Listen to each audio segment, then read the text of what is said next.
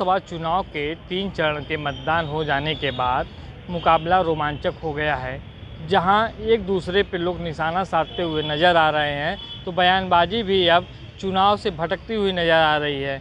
अब अडानी अंबानी फिर से हावी हो चुके हैं पूरे मुद्दे पे। इस बात को लेकर हम कांग्रेस के प्रवक्ता वैभव त्रिपाठी जी से बात करेंगे कि उत्तर प्रदेश के चुनाव को किस तरह देखते हैं और क्या इन तीन चरण के मतदान का रुझान समझ में आ रहा है। तो सबसे पहले वैभव जी, आपका स्वागत है। धन्यवाद। 3 चरण के मतदान हुए हैं, क्या देख रहे हैं, कांग्रेस कहाँ पर है?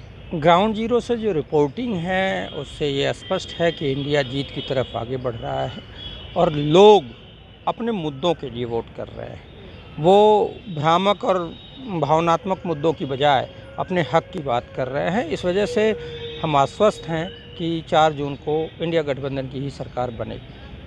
दूसरी तरफ उत्तर प्रदेश की बात की जाए तो मायावती ने एक नया फैसला लिया है, अपने उत्तराधिकारी और राष्ट्रीय कोऑर्डिनेटर को हटा दिया है। तो क्या मानते हैं कि इसके दबाव हुआ है और कितना असर पड़ेगा? देखिए, मायावती पहले भी लड़ाई में नहीं थी और मायावती और ओवैसी मैं दोनों को एक ही नज़रिए से देखता हूँ। मायावती जी बीजेपी पे कभी हमला नहीं करती, वो विपक्ष पे ही हमलावर रहती हैं, जबकि बीजेपी गरीबों का हक लूट रही है। तो मायावती जी के ऊपर जाहिर सी बात है, जैसा चर्चा भी है कि उनके ऊपर दबाव रहा है और बगल के ज़िले जौनपुर का जो टिकट जिस तरीके से बदला गया है वो और आकाश आनंद को हटाना, इसका मतलब है कि सत्ताधारी दल का उनके ऊपर दबाव है। और जैसा ये सरकार ईडी सीबीआई और एजेंसियों का दुरुपयोग कर रही है, तो उनको लगता है वो भी दबाव बना रहे हैं। तो मायावती कभी प्लेयर थी ही नहीं, क्योंकि ये पूरा चुनाव यूपी में बाइपोलर सेगमेंट में था, इंडिया और एनडीए के बीच। तो मुझे नहीं लगता वो अपना वोट जितना ले सके, और जीतने की संभावना तो उनकी एक भी सीट नहीं है, क्योंकि ये पूरा चुनाव इंडिया और एनडीए के बीच है। फिर से प्रधानमंत्री नरेंद्र मोदी ने राहुल गांधी पर हमलावर होते हुए अडानी अंबानी का नाम लेते हुए नोटों की गाड़ी घर से पहुंचाने की बात कही है। तो क्या देखते हैं, जो अडानी अंबानी को राहुल गांधी लेकर मोदी जी घेरते थे, अब उल्टा किया जा रहा है, तो क्या? देखिए, ऐसा है कि जो समसामयिक बातें होती हैं, तो अडानी जी के जो मुद्दे थे उसकी हम जांच की मांग करा रहे थे। आज भी हम चाहते हैं, अगर मोदी जी को ये लग रहा है कि अडानी की बात नहीं हो रही, तो चुनाव में जनता के जो मूल मुद्दे हैं हम उस पर चर्चा करते हैं।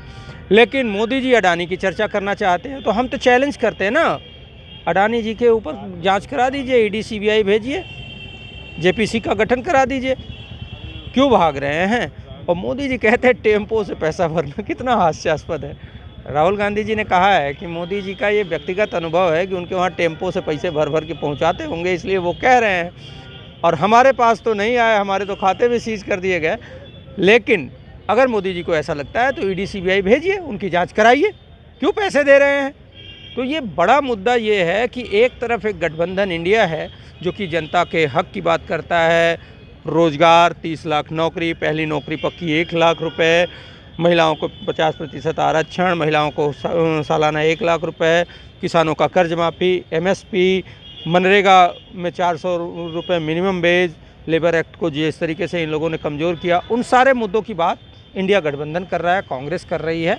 और हर जन में इस बात का उत्साह है, वो चाहते हैं कि नहीं, जो व्यक्ति हमारे मुद्दों की बात कर रहा है हम उसके साथ खड़े हों, हम उसको वोट करेंगे। और जब ये सरकार बदलेगी तभी महंगाई बेरोजगारी से निजात मिलेगी, हमारे बच्चों को रोज़गार मिलेगा, किसानों को एमएसपी की गारंटी मिल पाएगी, इन सारे मुद्दों की बात। दूसरी तरफ मोदी जी चिकन, मटन, मंगलसूत्र, मंदिर, मस्जिद, इन्हीं पे उलझे हैं। तो दोनों को अगर देखा जाए तो ये स्पष्ट हो रहा है कि एक गठबंधन मुद्दों की बात कर रहा है, एक गठबंधन मुद्दों को भटकाने की बात कर रहा है, और जनता उसी में चूज कर रही है कि जो मुद्दों की बात कर रहा है हम उसके साथ हैं। आप 3 चरण के मतदान में बढ़त की बात बता रहे हैं कि इंडिया गठबंधन बढ़त कर रही है, लेकिन मोदी जी बीजेपी का कहना है कि यूपी की 80 सीटें और भारत में 400 सीटें वो जीतेंगे। तो किस तरह उनके बयान? नहीं, अगर मोदी जी से ये पूछ लिया जाए कि कैसे, कौन से, किस आधार पे, तो वो नहीं, हम तो जीत रहे हैं। हम जो बातें कर रहे हैं वो जनता के जो समर्थन की बात है, जनता के जो मुद्दों की बात है।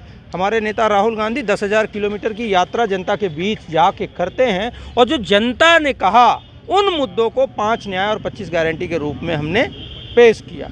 हम उस जनता के मुद्दे को उठा रहे हैं और जनता की डिमांड को कह रहे हैं कि हम आएंगे तो ये पूरा करेंगे। लेकिन मोदी जी क्या कहते हैं, 5 साल और 5 किलो चावल हम आपको देंगे, ये मोदी की गारंटी है। तो जनता कह रही है कि हमारे बेटे को रोज़गार दे दीजिए, चावल हम खरीद लेंगे।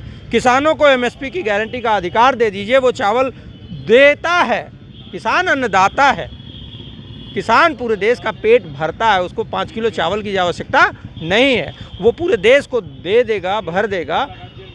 लेकिन मोदी जी 5 किलो चावल की बात करने लग जाते हैं। सशक्त भारत और 2047 तक विकसित भारत की बात भी कर रहे हैं। क्या सशक्त भारत हुआ है?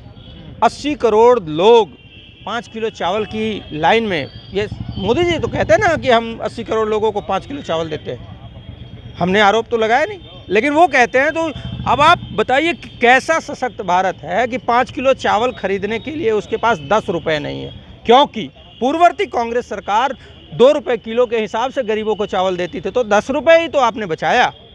तो ये बड़ा मुद्दा है। तो सशक्त नहीं, अशक्त और आसक्त मजबूर भारत आप बना रहे हैं। गरीबों को अपने ऊपर डिपेंड बनाना चाहते हैं, जिससे आप चावल देते रहें, वो आपको वोट देते रहें। हम कह रहे हैं कि हम आपको सशक्त बनाएंगे, रोज़गार आपके बच्चे को मिलेगा, आपकी बेटी को रोज़गार मिलेगा, आपकी बेटी को अधिकार मिलेगा, सुरक्षा का वातावरण होगा, हर भ्रष्टाचारी को जेल में भेजेंगे हम।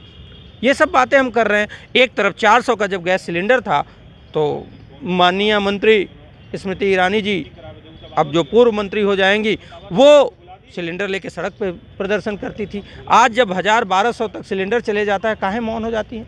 मैं पूछना चाहता हूं कि अफ़गानिस्तान की जब करेंसी भारत से मजबूत हो जाती है तो मोदी जी वो बात अपनी याद करेंगे और कहेंगे कि जिस देश की करेंसी गिरती है उस देश का प्रधानमंत्री गिरा हुआ होता है। मैं नहीं कहता। 4 जून को क्या देखते हैं नतीजे आप?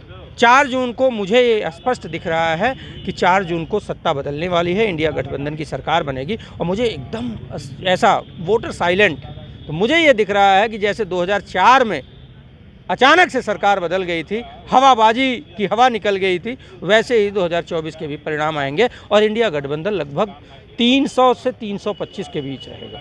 ठीक, थैंक यू। ये थे कांग्रेस के प्रवक्ता वैभव त्रिपाठी जी, जिन्होंने कहा कि 4 जून को जो नतीजे आएंगे उसमें इंडिया गठबंधन की सरकार बनती हुई नजर आएगी। सुरेंद्र गुप्ता, उत्तर प्रदेश टाइम्स, वाराणसी।